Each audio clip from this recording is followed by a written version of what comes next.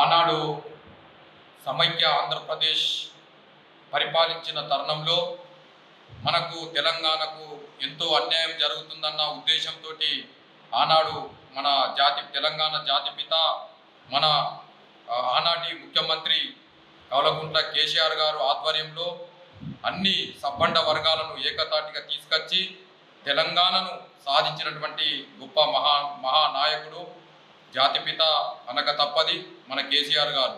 కేసీఆర్ ప్రభుత్వంలో 10 సంవత్సరాలలో మన తెలంగాణను ఎంతో అభివృద్ధి పథంలో నడిపించినటువంటి గొప్ప నాయకుడు.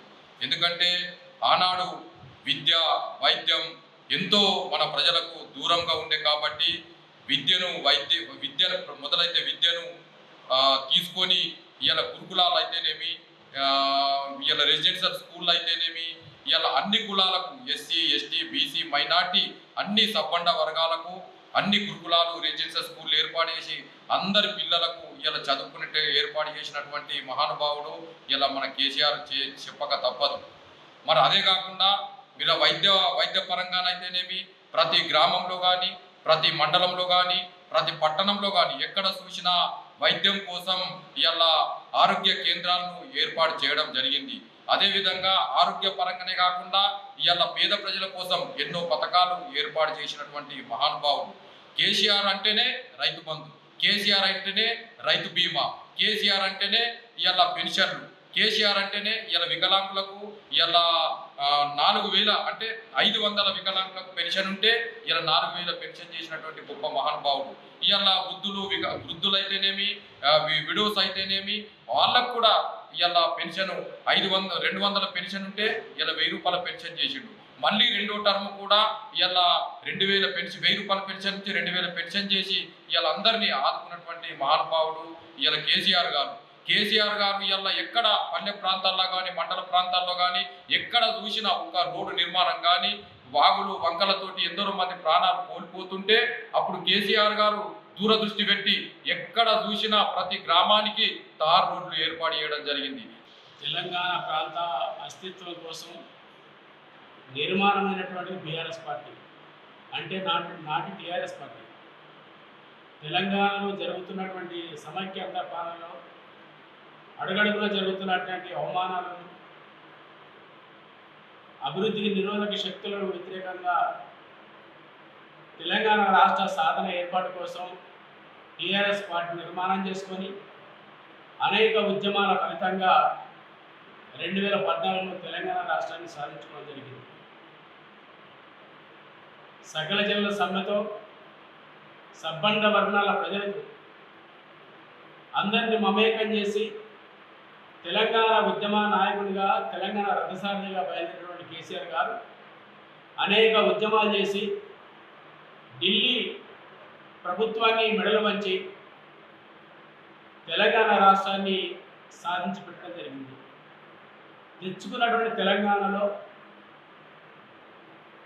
గతంలో స్వతంత్రం వచ్చినటువంటి 60-70 సంవత్సరాలు పాలించినటువంటి కాంగ్రెస్ ప్రభుత్వం కానీ బీజేపీ ప్రభుత్వం కానీ కేంద్రంలో అభివృద్ధికి నోచుకున్నటువంటి ప్రాంతాన్ని 10 సంవత్సరాల అధికారంకి వచ్చిన తర్వాత అన్ని రంగాల్లో అభివృద్ధి చేసుకోవడం జరిగింది.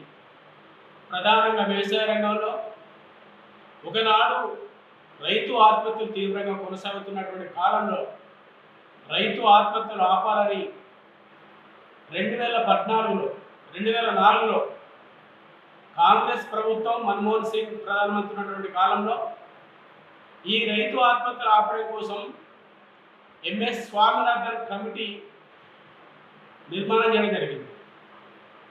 2 సంవత్సరాలు 3 సంవత్సరాలు అధ్యయనం చేసిన తర్వాత డాక్టర్ ఎంఎస్ స్వామినాథన్ గారి సిఫార్సులు రైతు బాగుపడాలంటే, వ్యవసాయంగా అభివృద్ధి పడాలంటే పెట్టుబడికి అదనంగా 50% మద్దతు ధర కల్పించాలని రైతాంగంలో కొన్ని సిఫార్సులు చేశారు.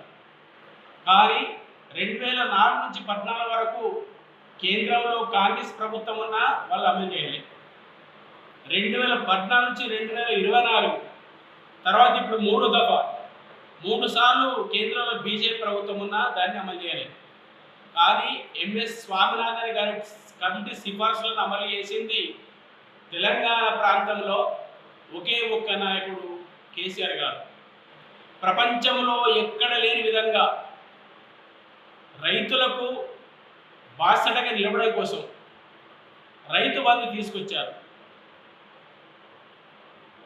ఏదైనా ప్రమాదంలో రైతు మరణిస్తే ఆ కుటుంబానికి అన్యాయం జరగకుండా 5 లక్షలతో రైతు బీమా తీసుకొచ్చారు.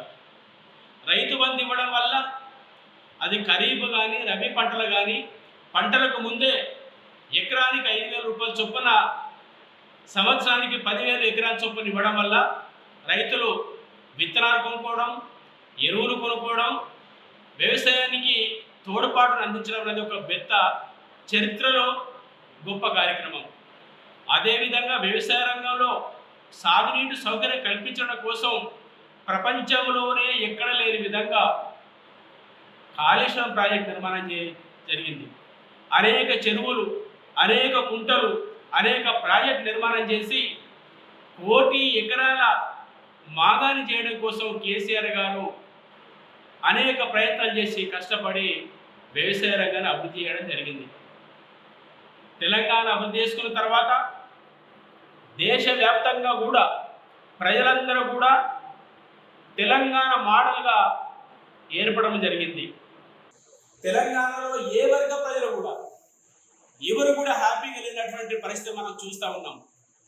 ఇవాళ చూస్తుంటే ఆనాడు ఎన్నికల సందర్భంలో ఆర్టీసీ కార్మికులకు మేము అధికారానికి వస్తే ప్రభుత్వ ఉద్యోగులుగా మేము గుర్తిస్తామని చెప్పి ఆర్టీసీని ప్రభుత్వంలో విలీనం చేస్తామని చెప్పినటువంటి పాలకులు ఇవాళ దాన్ని అమలు చేయకపోవడం వల్ల కార్మికులు సమ్మెలో దిగిండ్రు. దాదాపు ఒక 3 డ్రైవర్సు ఆర్టీసీ కార్మికులు ఆత్మహత్య ప్రయత్నం చేసుకుంటే ఒక డ్రైవర్ మరణించడం జరిగింది. నిరుద్యోగులకు సంవత్సరానికి 2 కోట్ల ఉద్యోగాలు ఇస్తామని చెప్పారు. అదేవిధంగా చదువుకున్నటువంటి విద్యార్థులకు 10th పాస్ అయితే 10,000, ఇంటర్మీడియట్ పాస్ అయితే 15,000, డిగ్రీ పాస్ అయితే 30,000, పీజీ పాస్ అయితే 5 లక్షలు ఇస్తామని చెప్పినటువంటి పాలకులు ఇక్కడ అమలు చేసిన సందర్భం లేదు. అదేవిధంగా చదువుకుంటున్నటువంటి మహిళా విద్యార్థులకు స్కూటీలు ఇస్తామని చెప్పారు. అదేవిధంగా కేసీఆర్ గారు దళితులకు 10,000 మాత్రమే దళిత బంధు కింద ఇస్తూ ఉన్నాడు. మేము అధికారానికి వచ్చిన తర్వాత అంబేద్కర్ అభయ హస్తం పేరుతోని ప్రతి కుటుంబానికి 12 లక్షలు ఇస్తామని చెప్పిండ్రు.